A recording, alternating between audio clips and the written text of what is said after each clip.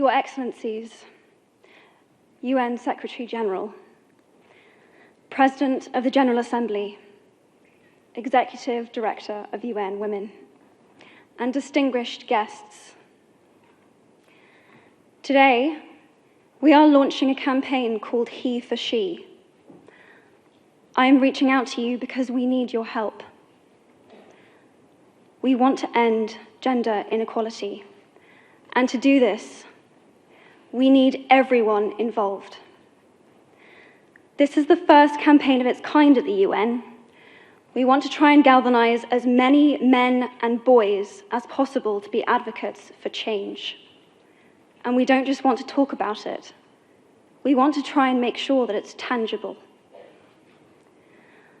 I was appointed as Goodwill Ambassador for UN Women 6 months ago.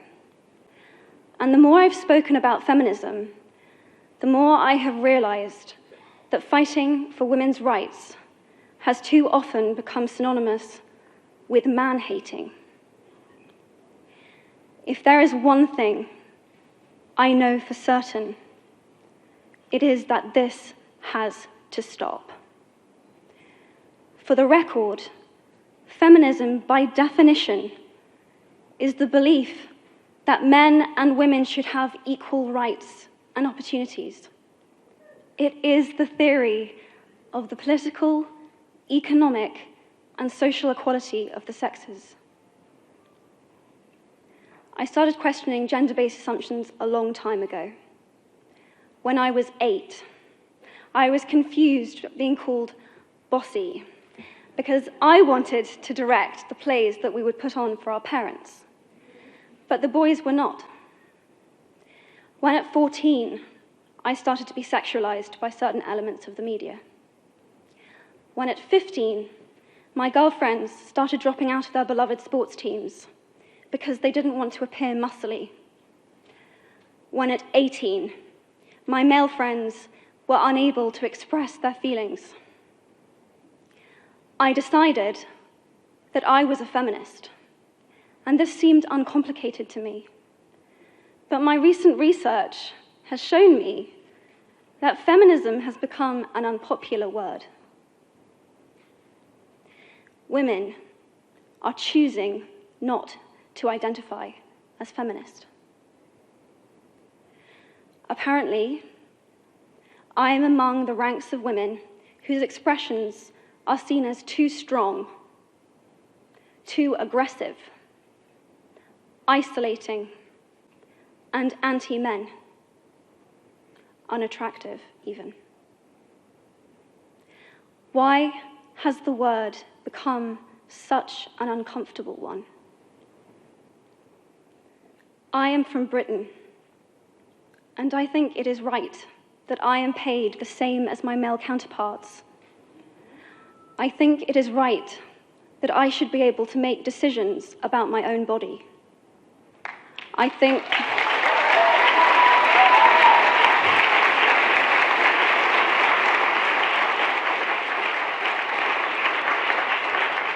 think it is right that women be involved on my behalf in the policies and the decisions that will affect my life. I think it is right that socially I am afforded the same respect as men. But sadly, I can say that there is no one country in the world where all women can expect to receive these rights. No country in the world can yet say that they have achieved gender equality. These rights I consider to be human rights, but I am one of the lucky ones. My life is a sheer privilege because my parents didn't love me less because I was born a daughter. My school did not limit me because I was a girl. My mentors didn't assume that I would go less far because I might give birth to a child one day. These influences were the gender equality ambassadors that made me who I am today. They may not know it, but they are the inadvertent feminists who are changing the world today. We need more of those. And if you still hate the word, it is not the word that is important. It's the idea and the ambition behind it. Because not all women have received the same rights that I have. In fact, statistically, very few have been. In 1997, Hillary Clinton made a famous speech in Beijing about women's rights. Sadly, many of the things that she wanted to change are still true today. But what stood out for me the most was that less than 30% of the audience were male. How can we affect change in the world when only half of it is invited or feel welcome to participate in the conversation? Men, I would like to take this opportunity to extend your formal invitation.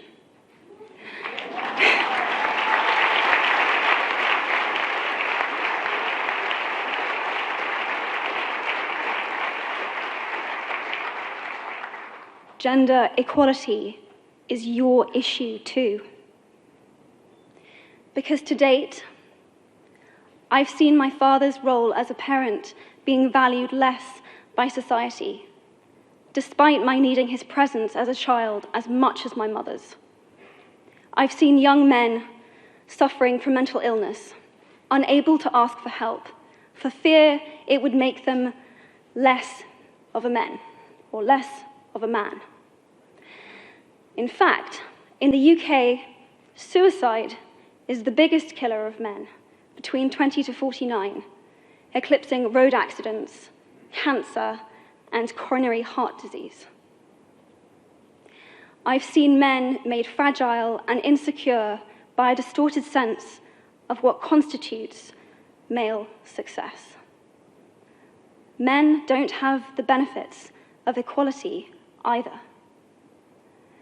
We don't often talk about men being imprisoned by gender stereotypes, but I can see that they are, and that when they are free, things will change for women as a natural consequence. If men don't have to be aggressive in order to be accepted, women won't feel compelled to be submissive. If men don't have to control, women won't have to be controlled. Both men and women should feel free to be sensitive. Both men and women should feel free to be strong. It is time that we all perceive gender on a spectrum instead of two sets of opposing ideals.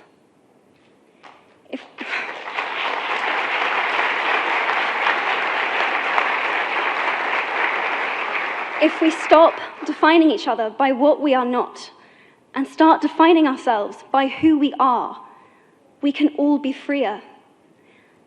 And this is what HeForShe is about. It's about freedom.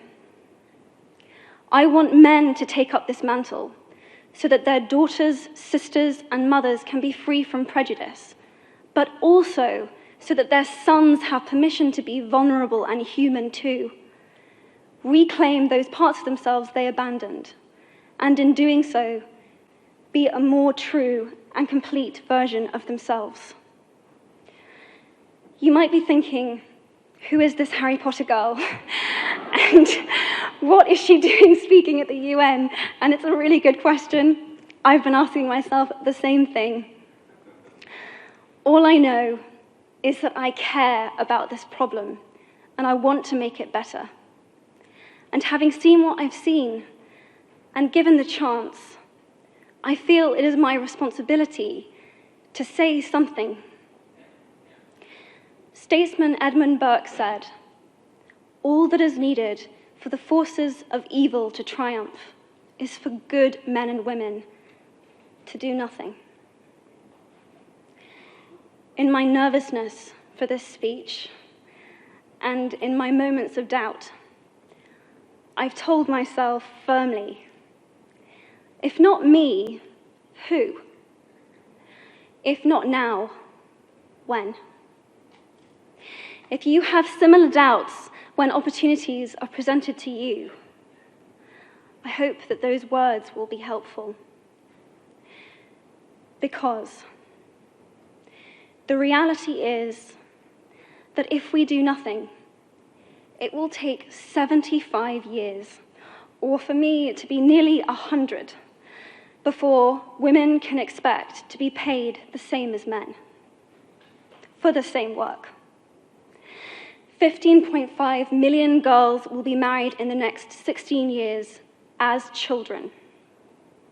And at current rates, it won't be until 2086 before all rural African girls can have a secondary education. If you believe in equality, you might be one of those inadvertent feminists that I spoke of earlier. And for this, I applaud you. We are struggling for a uniting word, but the good news is that we have a uniting movement. It is called HeForShe. I am inviting you to step forward, to be seen, and to ask yourself, if not me, who? If not now, when? Thank you very, very much.